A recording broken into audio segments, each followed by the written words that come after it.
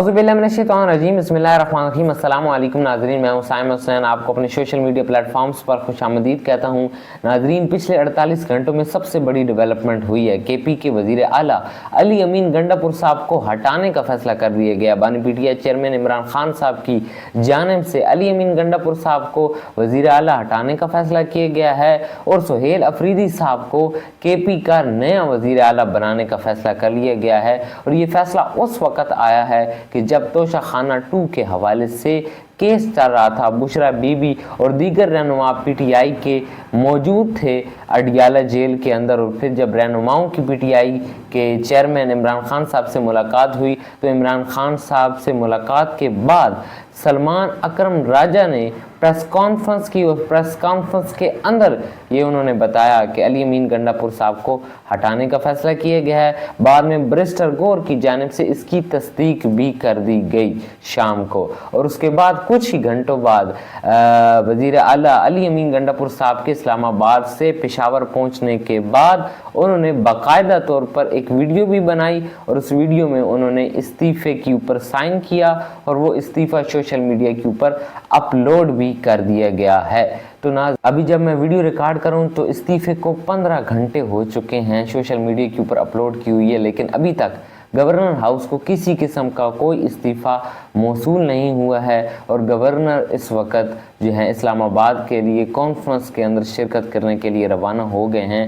लेकिन जब तक ये वीडियो अपलोड हो तब वो वापस केपी के अंदर भी हो सकता है आ जाएं और ये इस्तीफ़ा मंजूर भी कर लिया जाए। लेकिन अब हम इस हवाले से बात करते हैं कि आखिर वजह क्या बनी, किस वजह से इमरान खान साहब ने गंडापुर साहब को हटाकर सुहेल अफरीदी साहब को वज़ीर आला बनाने का फ़ैसला किया, और आखिर गंडापुर साहब के हटने के पीछे क्या मुहर्रिकात थे, क्या वजूहात थी जिसकी वजह से अली अमीन गंडापुर साहब वज़ारत आला के ओहदे से हाथ धो बैठे।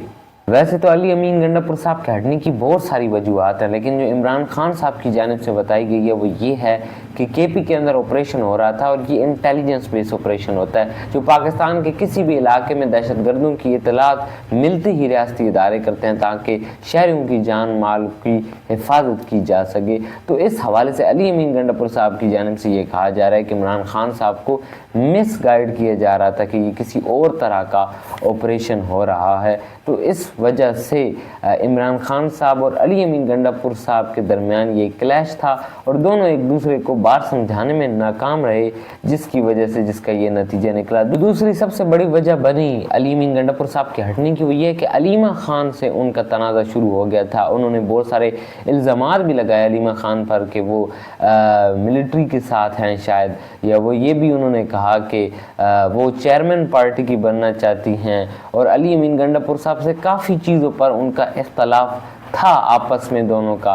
तो ये सबसे बड़ी वजह मीडिया भी रिपोर्ट कर रहा कि शायद ये सबसे बड़ी वजह बनी अली अमीन गंडापुर साहब के हटने की। इसके अलावा केपी के अंदर करप्शन बहुत तूल पकड़ गई है, उस हवाले से बैड गवर्नेंस केपी के अंदर जारी थी, जिसकी वजह से अली अमीन गंडापुर साहब को हटाने का फैसला कर लिया गया है। और क्या पीटीआई सुहेल अफरीदी साहब को वज़ीर आला बनाने में कामयाब हो जाएगी? बज़ाहिर तो ये बहुत आसान लगता है कि पीटीआई के पास नंबर पूरे हैं। टोटल हाउस 145 का है, जिसमें पीटीआई के 93 अरकान हैं और इनमें 35 से 25 अरकान आज़ाद उम्मीदवार हैं, और हो सकता है ये पीटीआई के खिलाफ वोट दे दें तो मामला इधर उधर भी हो सकता है।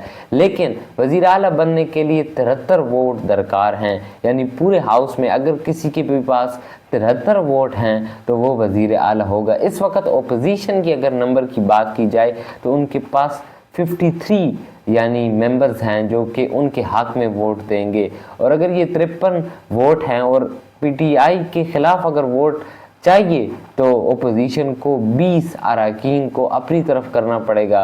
और अगर ऐसा कुछ हो जाए कि ये 20 अरकान पीटीआई के खिलाफ वोट दे दें तो जाहिर है कि पीटीआई की गवर्नमेंट केपी से भी ख़त्म हो जाएगी, और ये केपी के अंदर पीटीआई का बहुत बड़ा नुकसान होगा। क्योंकि आप जब वज़ारत आला में होते हैं तो जाहिर है आप किसी तो धारे में होते हैं। मुकम्मल तौर पर ही अगर पीटीआई की गवर्नमेंट चली गई तो पीटीआई की केपी के भी अंदर गिरफ्तारियां हो सकती हैं। तो ये मामला कहाँ जाएगा ये तो आने वाला वक्त ही बताएगा। तो अब PTI के नाम से वज़ीर आला के बैकग्राउंड के हवाले से बात करते हैं। ये 1999 में पैदा हुए और इन्होंने BS इकनॉमिक्स किया हुआ है। 2024 में आज़ाद इलेक्शन लड़ा, PK 70 टू KP से इन्होंने आज़ाद उम्मीदवार का इलेक्शन लड़ा। इनका ताल्लुक़ ISF इंसाफ फेडरेशन से भी रहा है, उसके सदर भी रहे हैं और नौजवानों को मुतहर्रिक करने के हवाले से ये काफ़ी जाने जाते हैं। इनका ख़ास एक लहजा और एक अंदाज़ है जिसको काफ़ी PTI के अंदर पसंद किया जाता है। इमरान खान साहब अफरीदी साहब पर इतना एतमाद कर रहे हैं, तो क्या अफरीदी साहब वाकई KP को उस तरीके से चला सकेंगे जिस तरीके से इमरान खान साहब की मंशा है, और वो ऑपरेशन के ख़िलाफ़ भी क्या खड़े होंगे जो रियासती इदारे ऑपरेशन करते हैं, और अगर ऐसा होता है तो बहुत नाजुक सूरत हाल पैदा हो जाएगी। इसके अलावा पार्टी को भी क्या वो संभाल सकेंगे, KP के अंदर गवर्नेंस को बेहतर कर सकेंगे, करप्शन के मसाइल पर काबू पा सकेंगे या नहीं पा सकेंगे, ये आने वाला वक्त बताएगा। और ये आने वाले वज़ीर आला के लिए एक बहुत बड़ा चैलेंज भी साबित होगा कि वो किस तरीके से चलते हैं, वफाक के साथ उनके कैसे ताल्लुकात होंगे, रियासती इदारों के साथ वो कैसे चलते हैं, ये तो आने वाला वक्त ही बताएगा।